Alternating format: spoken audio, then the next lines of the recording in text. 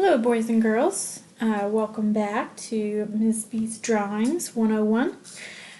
Today we're going to draw a desert scene or a desert landscape. Remember, a landscape is any picture of land.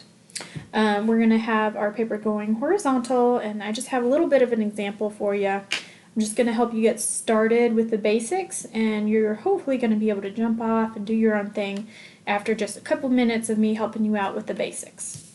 As always, I want to read you a Bob Ross quote. This one says, "Just let your imagination go. You can create all kinds of beautiful effects. Just that easy." Oh, and I love that. All right, go ahead and get your paper out. Make it go horizontal, or also known as landscape style, and a pencil. All right, step one, we're going to draw stuff that's closest to us, and whatever's close to us is going to be bigger and towards the bottom. So I'm going to go ahead and draw a cactus. Now a cactus, you start out with two vertical lines, and I'm going to curve up and in. It's one little branch. Up, up, up, curve around, and maybe another smaller branch right over there.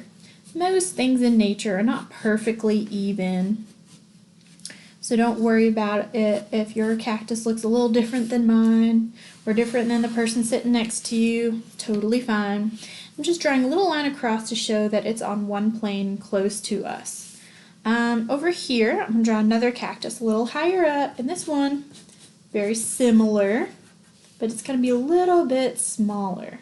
Now, I hope you remember why it might be smaller, but if you've forgotten, it's because it's further away from us.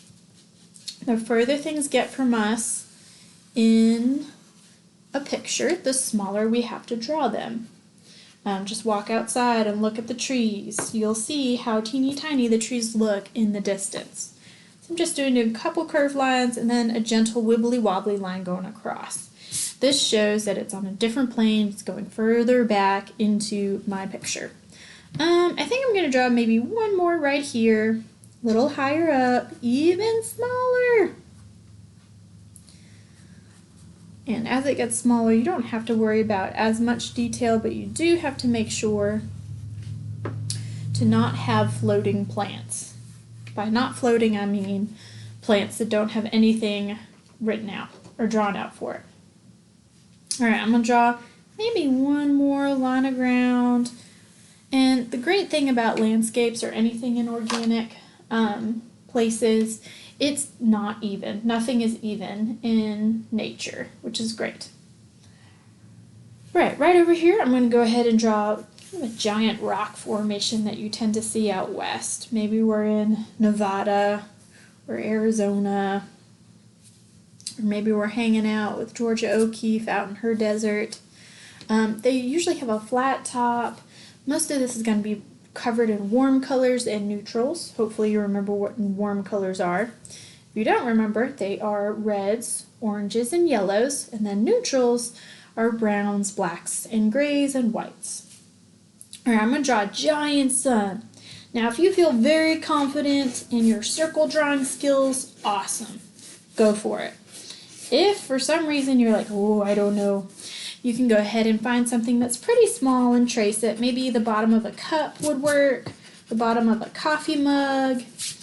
I do want you to make sure that it's overlapped. If it's right in the spot like mine is, make sure it's overlapped by the land, because obviously the sun is way further away than any landform. Don't do a corner sun, because that's something that almost everybody does, and we are original artists. We can come up with our own stuff and do things a little bit differently than everyone else.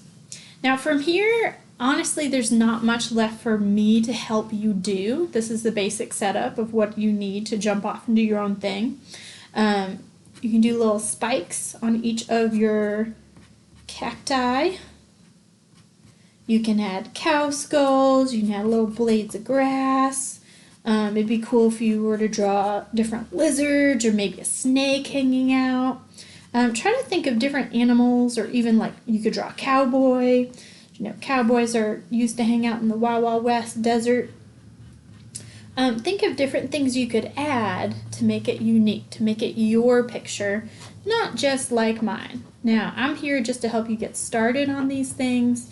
but not to hold you back from your imagination. So if you see in your brain a UFO flying above, shooting down laser beams, trying to suck up a cactus, go ahead and draw that. That is your imagination. You enjoy it.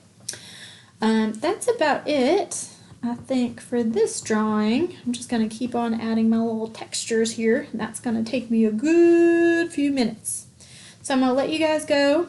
Just a reminder that I love you all. I miss you very much. Don't forget to be awesome, and goodbye.